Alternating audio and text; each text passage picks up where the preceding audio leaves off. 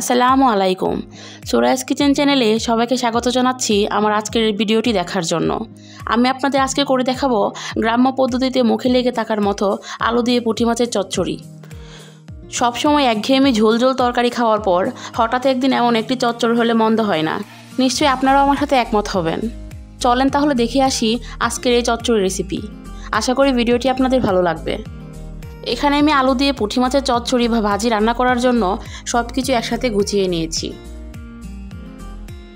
যেহেতু চচ্চড়িটা আমি হাতে মেখে বসাবো, তার জন্য প্রথমে চুলাতে একটা কড়াই বসিয়ে দিব। চুলার সুইচটা আমি অফই রাখবো।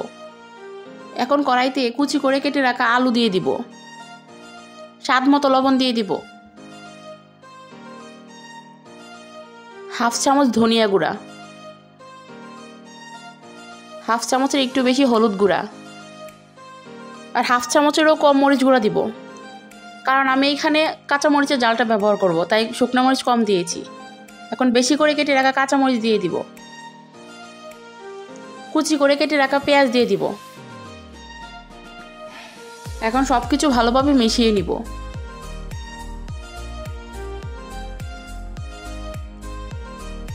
মেশানো হয়ে গিয়েছে, এখন পরিমাণ মতো তেল দিয়ে দিব। আমি এখানে সরিষা তেলটা নিয়েছি, আপনারা সয়াবিন তেলও নিতে পারেন। এখন ভালোভাবে কেটে ধুয়ে রাখা মাছ দিয়ে দিব। এই চচ্চড়িটা পুঁটি মাছ ছাড়াও যে কোনো ছোটো মাছ দিয়ে করলেও ভালো লাগে, তবে আমার বেশি ভালো লাগে পুঁটি মাছ দিয়ে, তাই আমি পুঁটি মাছটা নিয়েছি। এখন আবারও ভালোভাবে মিশিয়ে দিব।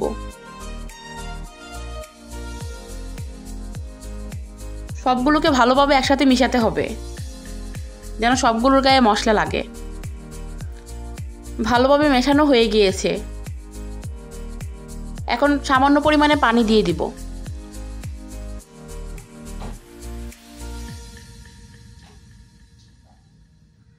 পানির পরিমাণটা এখানে একদমই অল্প দিতে হবে।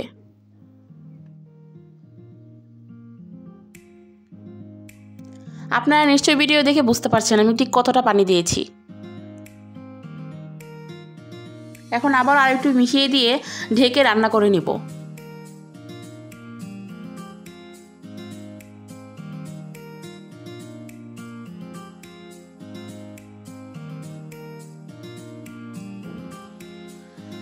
দেখেন 5 মিনিট পর ঢাকনা খোলার পর তরকারিটা এই পর্যায়ে এসেছে। এখন আমি আলতো হাতে কিছুটা নেড়ে দিব। যেহেতু পুঁটি মাছ অনেক নরম হয়, তাই বেশি জোরে নাড়া যাবে না, তাহলে পুঁটি মাছ ভেঙে যাবে আর তরকারিটাও কাটা কাটা হয়ে যাবে।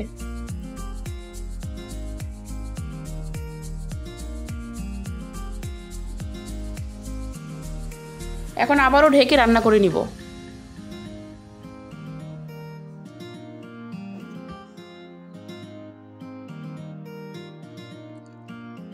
কিছুক্ষণ পর ঢাকনা খুলে আবারও আলতো হাতে নেড়ে দিব। তরকারিটা প্রায় হয়ে এসছে, এখন শুধু যে পানিটা রয়ে গেছে সেটা শুকিয়ে নিব। কুচি করে কেটে রাখা ধনিয়া পাতা দিয়ে দিব।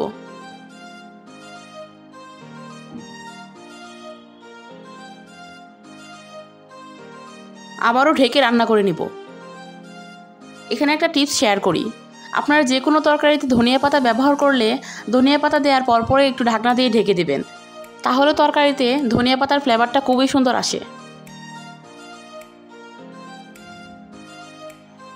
এখন ঢাকনা খুলে আবারও কিছুক্ষণ জাল করে নিব।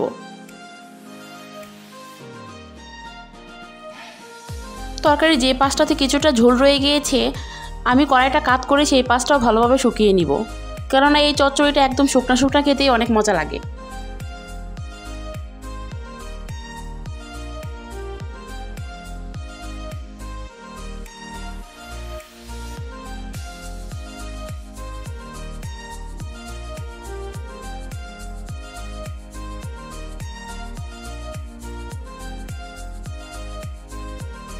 দেখেন আমার চচ্চড়িটা হয়ে গিয়েছে, এখন নামিয়ে নিব। সকালে কিংবা দুপুরে গরম ভাতের সাথে খেতে অসম্ভব ভালো লাগে এই চচ্চড়ি। রেসিপিটি কেমন লাগলো জানাবেন। আমার রেসিপি ফলো করে একবার হলেও বাসায় ট্রাই করে দেখবেন। আর এখনও যারা আমার চ্যানেলটি সাবস্ক্রাইব করেননি, আমার চ্যানেলটি সাবস্ক্রাইব করে আমার পাশে থাকবেন। আল্লাহ হাফেজ।